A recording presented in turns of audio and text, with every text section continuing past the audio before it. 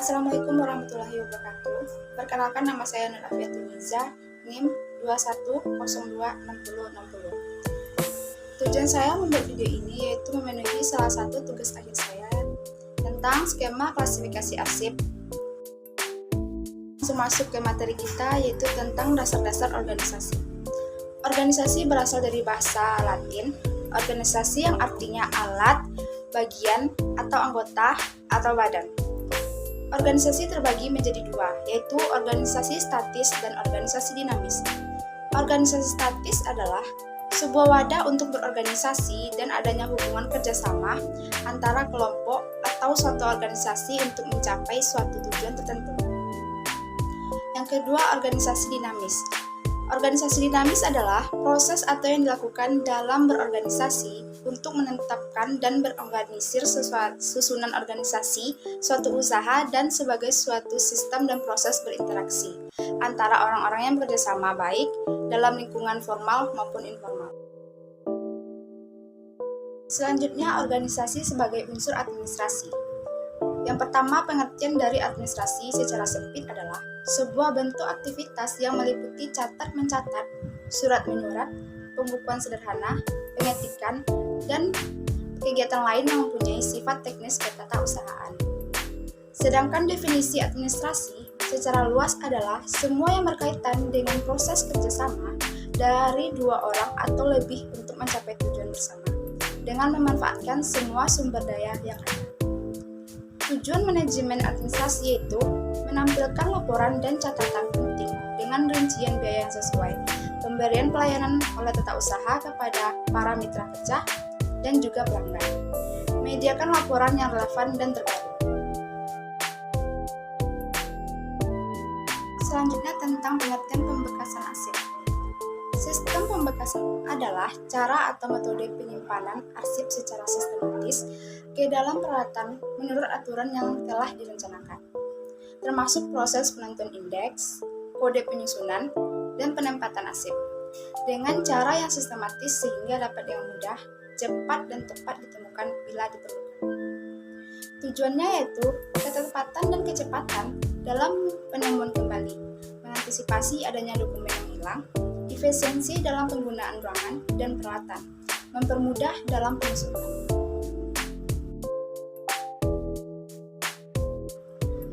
Selanjutnya tentang nilai guna arsip.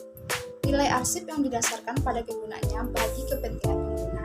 Yang pertama, nilai guna primer bisa kita tentukan dengan nilai guna administrasi, nilai guna keuangan, nilai guna hukum, nilai guna ilmiah dan teknologi. Yang kedua, nilai guna sekunder. Ada dua cara yang kita gunakan. Yang pertama, nilai guna kepentingan. Yang kedua, nilai guna informasional.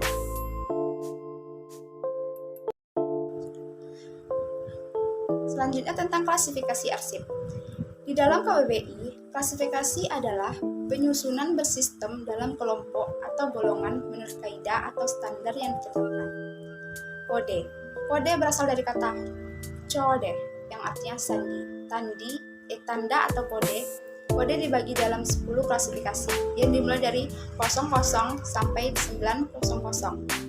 10 kelas utama klasifikasi 000 komputer, informasi dan referensi umum. Kita lihat bagaimana cara sistem pengkodean itu tersebut.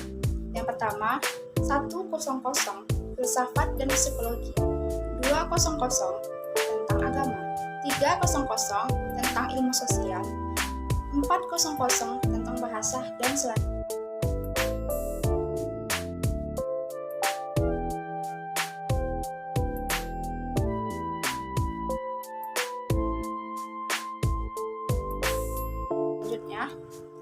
Tentang pengertian sistem pembekasan abjad.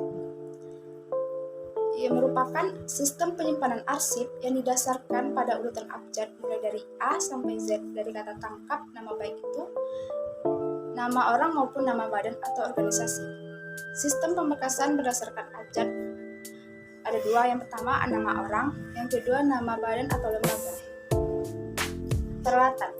Peralatan yang kita gunakan ada bermacam-macam. Yang pertama, filing kabinet, roll of patch atau rak bergerak, sekat atau cube, dan selanjutnya yang terakhir adalah folder. Fungsi dari alat tersebut merupakan pengelompokan arsip berdasarkan urutan abjad sehingga akan mempermudah untuk menentukan lokasi arsip secara tepat dan cepat. Jenis yang kita gunakan yaitu primer, sekunder, dan tersier.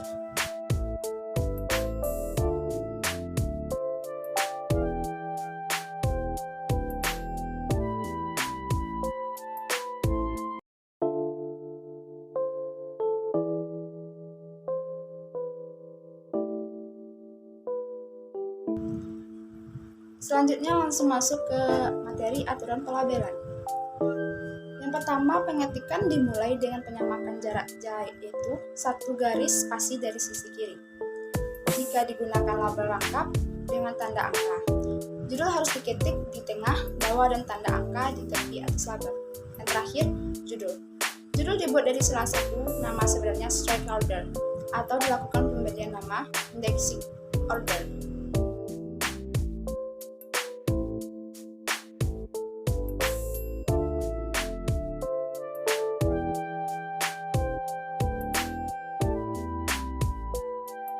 Selanjutnya masuk ke materi penerapan arsip. Merupakan salah satu kegiatan penempatan arsip di laci file atau rak file. Caranya dengan memasukkan arsip ke dalam folder dengan meletakkan bagian arsip di posisi sebelah kiri di dalam folder. Individual arsip diletakkan berdasarkan urutan tanggal terbaru di bagian depan. Selanjutnya indeks. Indeks suatu tanda pengenal bekas atau judul berkas fungsi membedakan antara berkas yang satu berkas dengan berkas lainnya, mempermudah dalam menemukan dan penyimpanan arsip.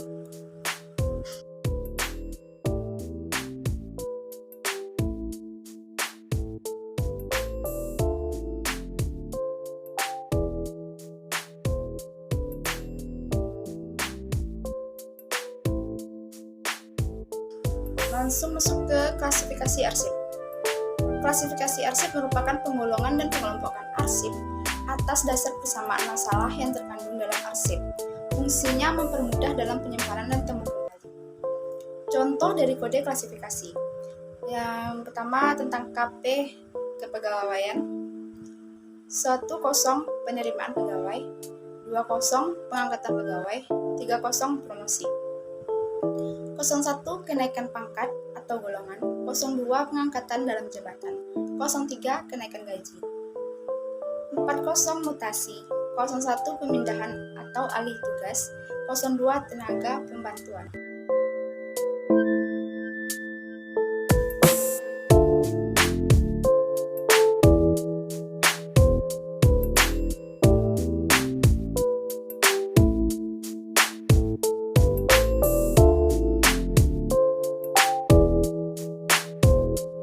Baiklah, sampai di sini materi kita tentang penyuluhan skema klasifikasi arsip. Saya ucapkan terima kasih atas segala